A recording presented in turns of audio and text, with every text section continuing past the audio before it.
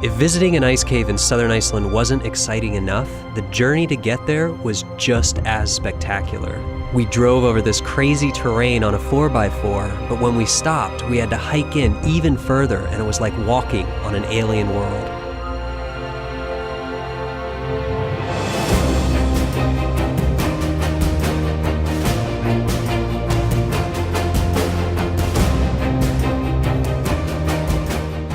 So we're out here in this incredible ice cave in southern Iceland. It's actually part of this giant glacier. So we hired an expert guide to drive us out on a 4x4 in this really great off-road terrain.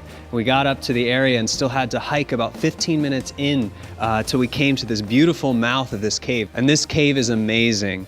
The whole mouth of it was just a bunch of big blocks of black ice. And we were able to walk all the way through to the other side and see this big sort of coliseum of these ice blocks and stacks.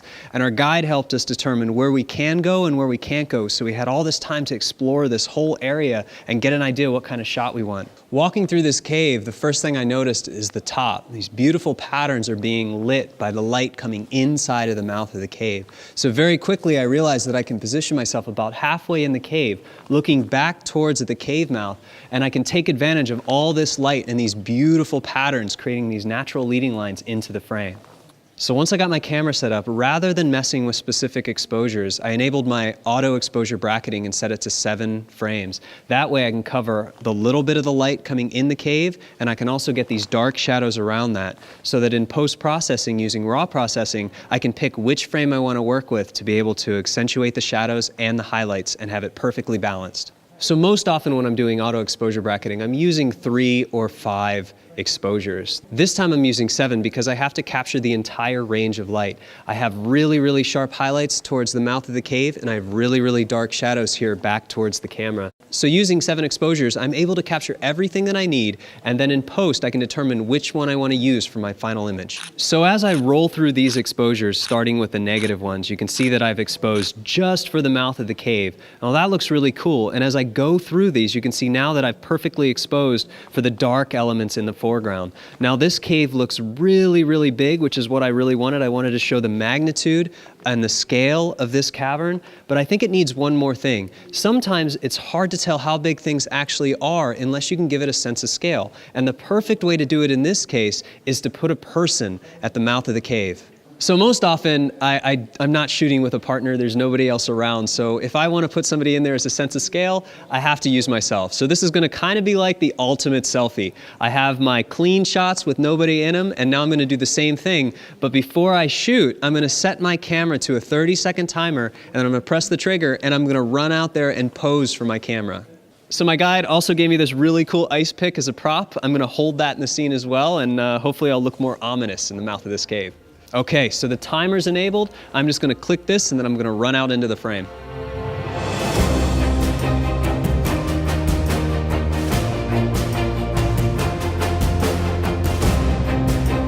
So I've taken a couple selfies and I think they both look really cool. One, I'm just kind of standing there, and the other one I'm using the cool ice pick. Now the only thing is I'm not exactly sure which one I like better, so I'll have to choose in post. So the next thing we're gonna do is bring all this into post and put it all together.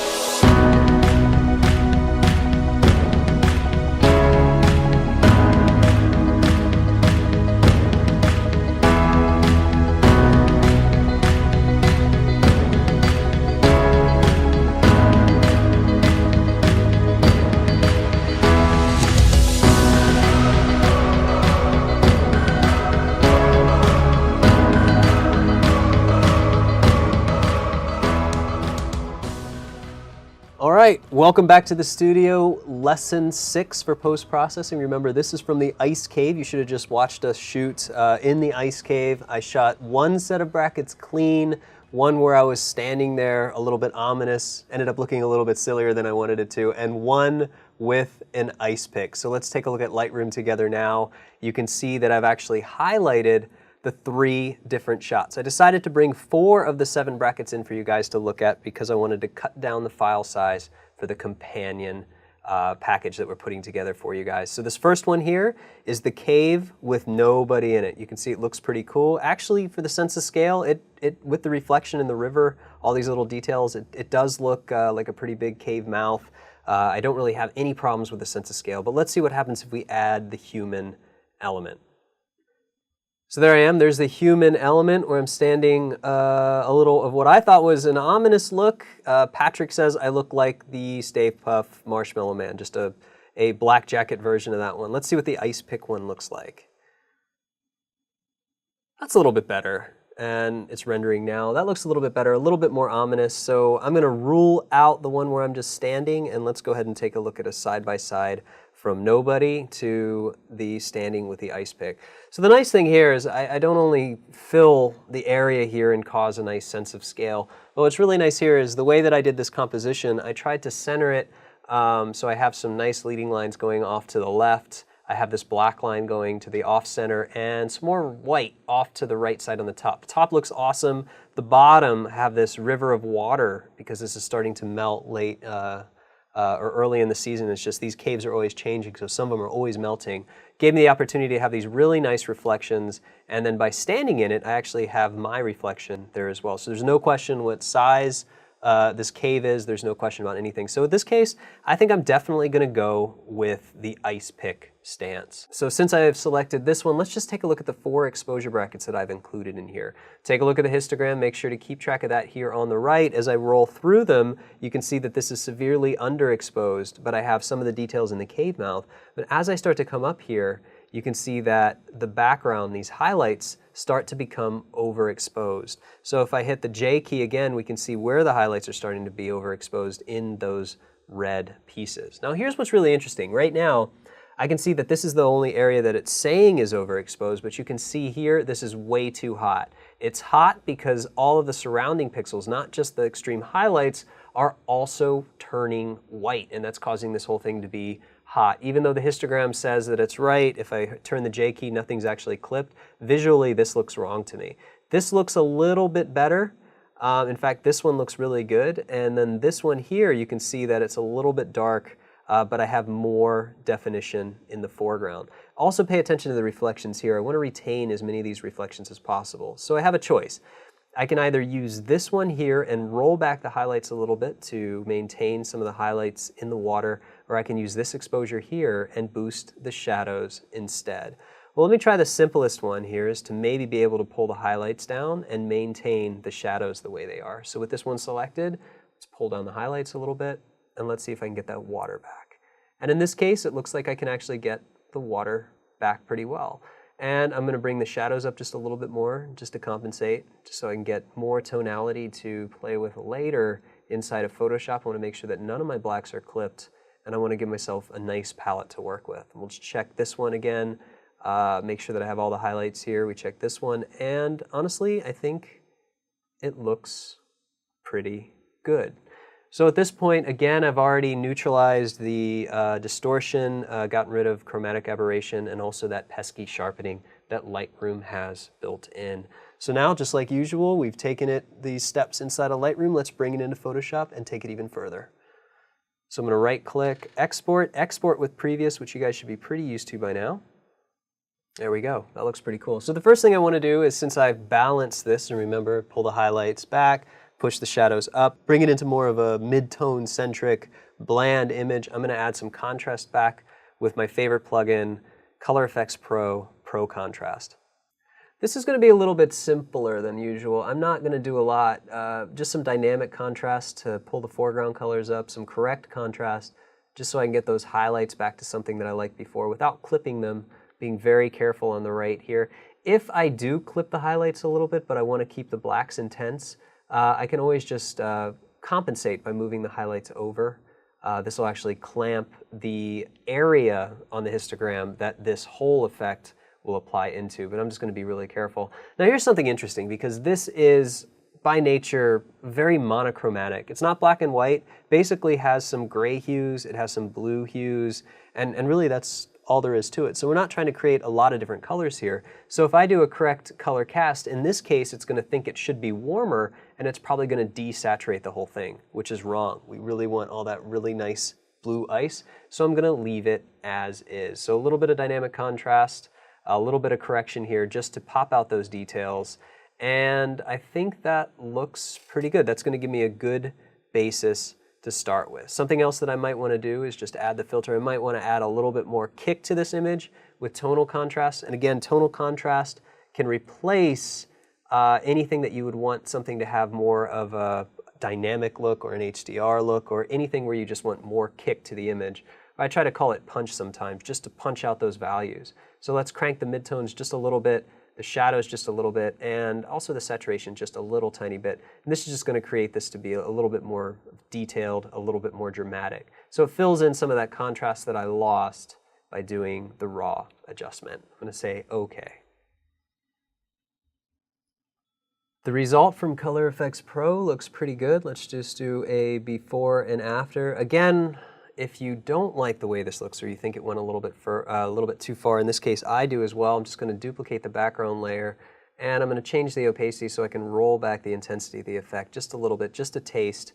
In this case around 60%. I like the before and after a little bit better. I don't want it to be too intense. And I'm going to select the top layer, Command E to merge down, and now we have a before and after that's a little bit more subtle. Now here's when things get a little bit more interesting. This is a really blue cave. Obviously I don't want to take the blue out of the ice. I think it's beautiful. But what I want to do is I want to mitigate some of the reflective color cast that we're getting in blue. Now this is the first time that we've dealt with a completely blue scene.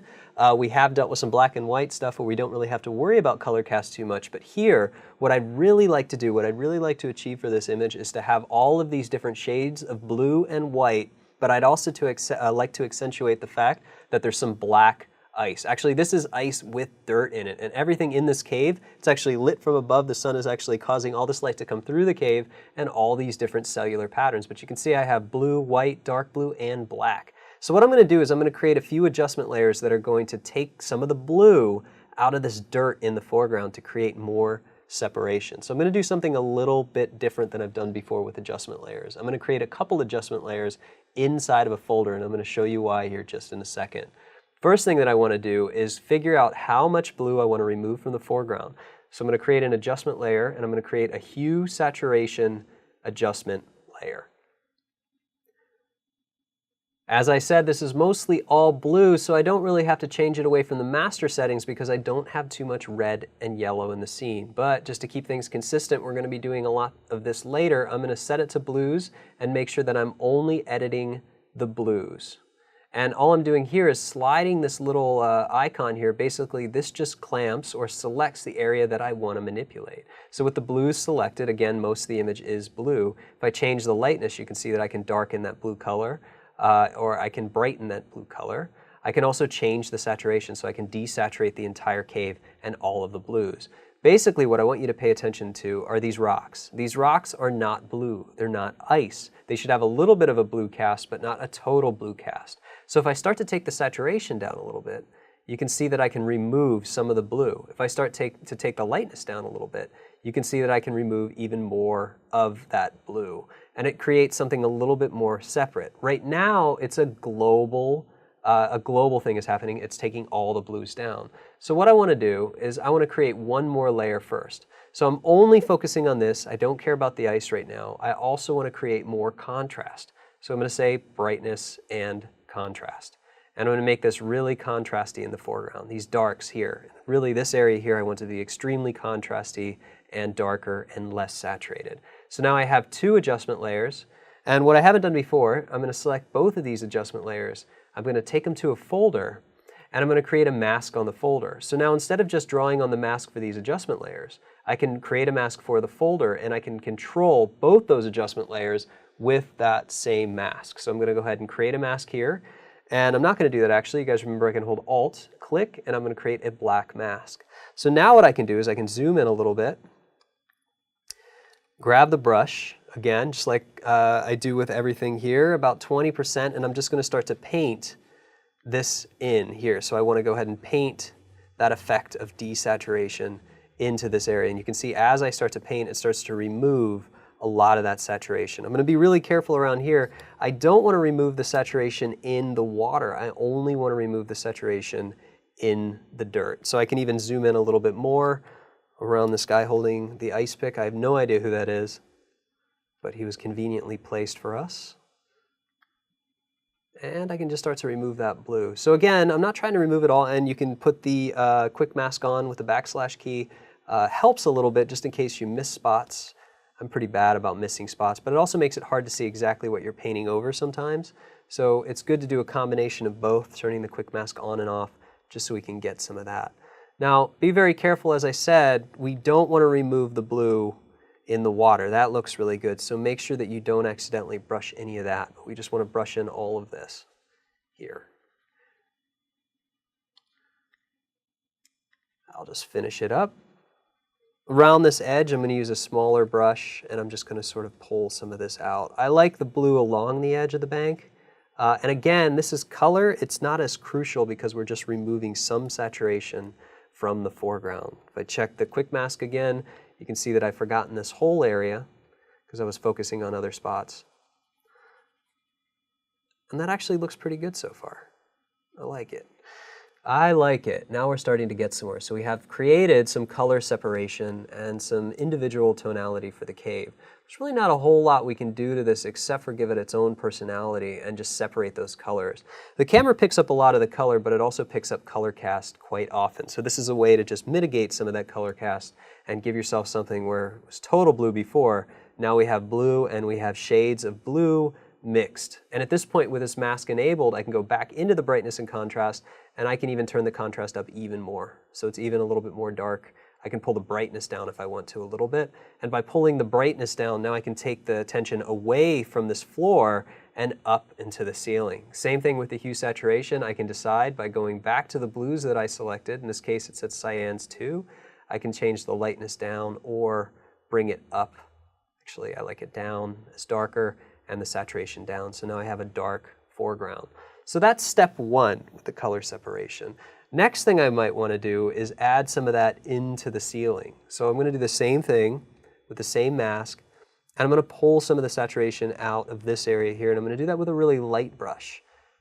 The reason being is I want to leave some of that blue, but what I want to do is create a little bit more separation so that this area here is going to be a different shade than this, then this, then this, and then this. So I'm basically creating stripes or layers. And this is a color separation or contrast separation. Again, here where these should be a little bit less saturated because it's a dirtier rock. It's actually all that mud, all that dirt, and years and years of ice accumulation. So it's actually pretty cool. So this is making everything darker. I may want to add another hue and saturation layer. And this time in the blues, or even in the saturation is fine, but I'm just going to go right to the blues just to keep this consistent because I only want to affect those blues and cyans. I don't want any other color, if there was color to be affected. I'm just going to bring the lightness up a little bit, and that's going to desaturate it.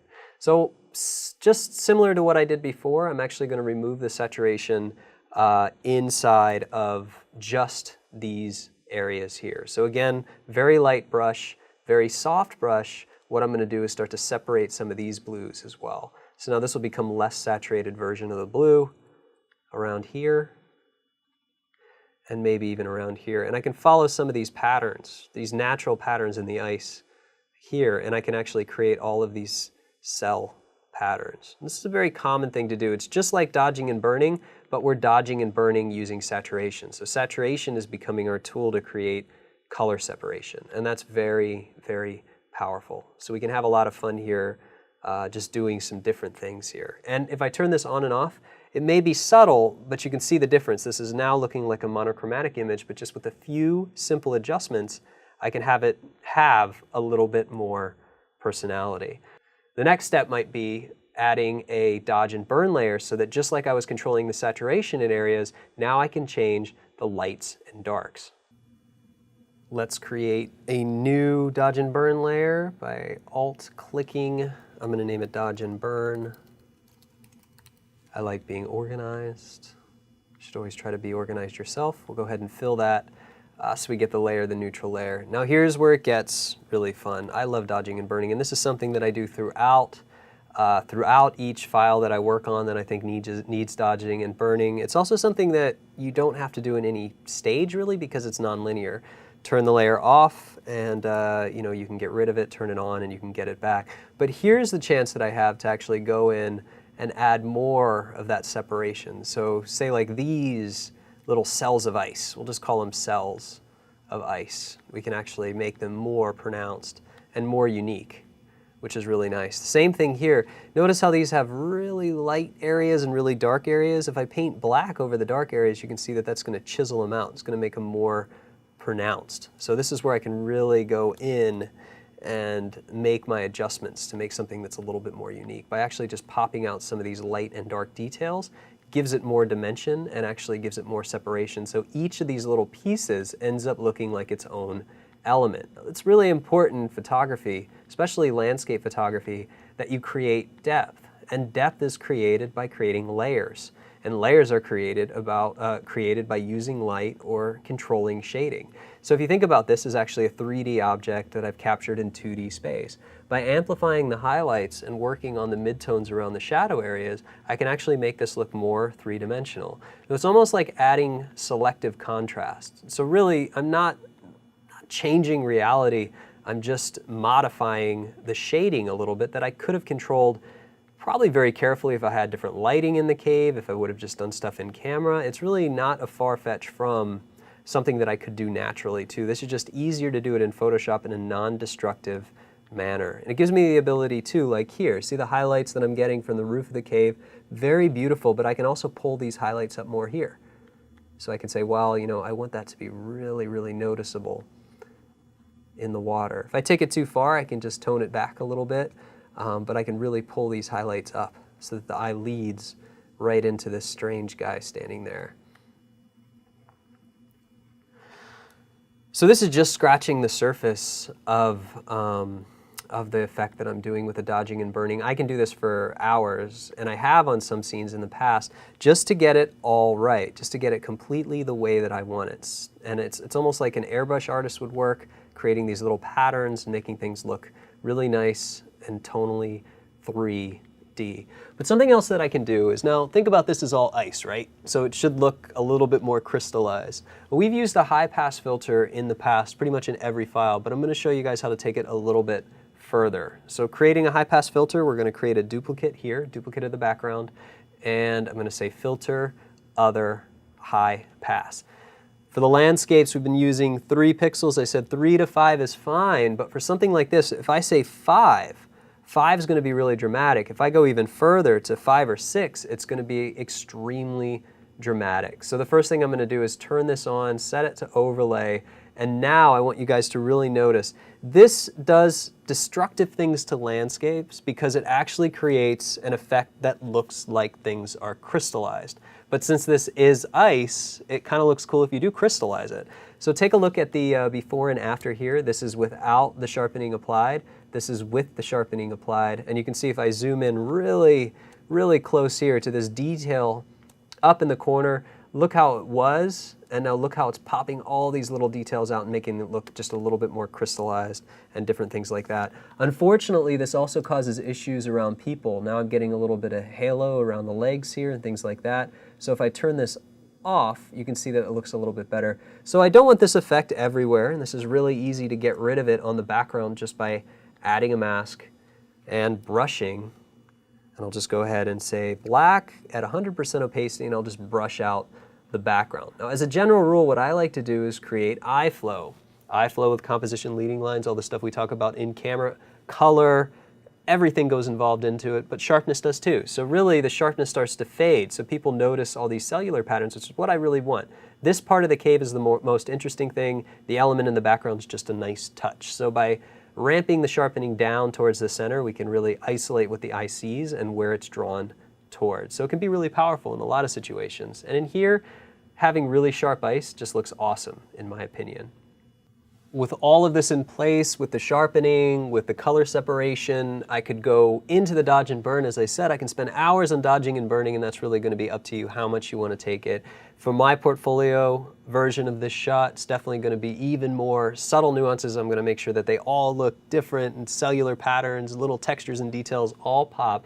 But another thing that I really like here is we have this light, this great light coming out of the cave, and I've managed to maintain the correct amount of contrast and color range, and nothing's really blown out. But let's say I want to do something completely different. Let's say I want to create more of a glow coming from the back of the cave. What if I wanted to create something called an Orton effect? Now, Orton effects have become really popular in landscape photography, and it's how you get those really glowy skies or the really glowy light sources. And there's a really easy way to do it. In fact, there's a couple ways to do it, but my favorite way is to actually just use Color Effects Pro and some simple masking. So let's go ahead and do that now. I'm going to take this layer and I'm going to go back in to Color Effects Pro. This time, I'm not going to use Pro Contrast. I'm actually going to use what's called Classical Soft Focus. Now this is really nice. It takes care of a few steps for me. If you turn it on and off by its default settings, you can see now everything has a glowy effect. If I turn the strength up, you can see that I'm going to intensify that glow. So now it seems like the entire cave is glowing, and if I change the brightness, you can see that the brightness of that glow changes, and the diffuse detail also just changes the transmission detail of how much comes through. So right now it's already starting to look pretty cool. But what if I wanted to amplify this even more? I wanted it to be even more glowy and even more contrasty. Well, I could stack a filter on top of it. How about something like tonal contrast? If I add tonal contrast, then that's going to pop this glow, and you can see that it's going to make it extremely intense, too intense. So let's go ahead and zero everything out. All I'm really trying to do is, by cranking the midtones up in tonal contrast, you can see that I'm just making that glow a little bit more intense. So instead of working with those 3 sliders that I had in classical focus, I can change the contrast and the micro contrast inside of the highlights and the shadows to get something that I want. And in this case, I'm just doing a little bit of tuning. Saturation isn't going to play a big role here. You can see as I turn it up, it's just going to make everything look really poor blue. So I'm just going to turn that back down to around 0% so there's no change whatsoever. We'll go back to the classical soft focus. Let's go ahead and turn the strength up even more, and then we'll go ahead and say OK. I mentioned this was the Orton effect, but it's not quite there. An Orton effect, it's just sort of been coined, that phrase. Orton effect is sort of a glowy thing. If you ever see like a glow on the horizon and glowy highlights, dreamy look, that's sort of the Orton effect. So if we take a look at how this applied from Color Effects Pro, you can see that here's the before, super clean, crisp details, and then with the Orton effect on top of it, it's super glowy. So you might like this the way it is. You might think this looks like a dreamy world or something like that. I don't really like it. What I want to do is just control this in certain areas. First thing that I'm going to do is change the opacity a little bit, and as you can see, I can change how much of this effect plays through just by changing the opacity. So all the way to 100 is probably a little intense. I can take it down to about 80, make it a little bit more subtle, and I'm going to black out a mask by holding Option, clicking the mask, and instead of having that be a global thing, switch to the brush as usual, and I'm going to brush that glow in exactly where I want it. Well, I know I want it coming out of the mouth of the cave, and I know I want it to be glowy around here, I want it to be glowy around here, and this is where it gets really fun. Now, pay specific attention to where light wraps around areas. So for these Orton effects to work really well, I don't like them to be all over the place. In fact, it'll blow out a lot of the values. But if people feel like it's glowing from a location, from a source, so a light source, then they're going to feel much better about it. And this is just going to create not only some of the glow, but also a little bit of softness around the hardness here. So we've gone from something like this to now giving it a little bit of glow and a little bit of personality from the cave mouth, which looks really cool. The nice thing is we also have our sharpening over top of that, so the sharpening still applies even though the glow destroys the sharpening. So again, this can be done, and then once you have it, adjust the opacity. Even at about 100% opacity, it still looks pretty cool. You can see that if we zoom in, to me there, it looks like I'm being engulfed by light. Instead of just this black object, now I'm being engulfed by the light from the mouth of the cave. And the cool thing again is we can just paint any of this in. Now at this point, I just want to do some final touches here. I may add, let's say, a curves layer, because I feel like I want more brightness out here on the edges. So I'm going to do the same thing I did in the last files. I'm going to change the curves a little bit. And this time, when I like the curve values, I'm just going to go ahead and black out that mask. So I'm going to flood it with background, which is going to be Command-Delete to flood with background. And in this case, I'm just going to paint in some more brightness here to the edges. So I just want to paint that brightness back in. Now again, this is where things start to get a little bit subtle. So you have to really spend time to do this and get it the way that you really like it. Again, if I go back to the curves here, you can see that now I'm able to just control those specific areas that I wanted to highlight, and that actually looks pretty good. I'm just going to paint a little bit more in. Last final touches to this image, I'm just going to go back into my dodge and burn, and I'm going to carve out a few more of the cell patterns above the glow, and you can see that I can actually still dodge and burn above the glow. So I can make, I can make this a little bit darker, and let's see if that's actually causing some issues there. I don't think it's causing some issues. Let me just make sure I have the right thing selected. Put this down back on the bottom, and just really, really softly go into it. This is 0.5. There we go. That's better. So just darken up these areas a little bit so that glow becomes localized, a little bit more of a localized glow. And the more I do, the more I start to sort of carve these different highlights and shadows out, the more personality we start to get with this image. So at this point, what I want to do is I want to go back into Lightroom, and I'm going to go ahead and bring in the original exposure with no adjustments, just by resetting the tone. And I'm going to say export with previous, use unique names, and we're going to bring this in so we can see the final composite of where we started in the before and after. Let's copy everything, paste it in, bring it to the bottom, and then here's where we started, the original raw, straight out of camera, awesome ice cave. And then at the end here, we've actually transformed it into this really glowy cave thing. And again, after seeing the before and after, any of this can be changed, it can be tweaked, can be turned down to the effect that we want until we get exactly the look that we want to achieve. So again, we can go before and after, and now it just has a little bit more personality.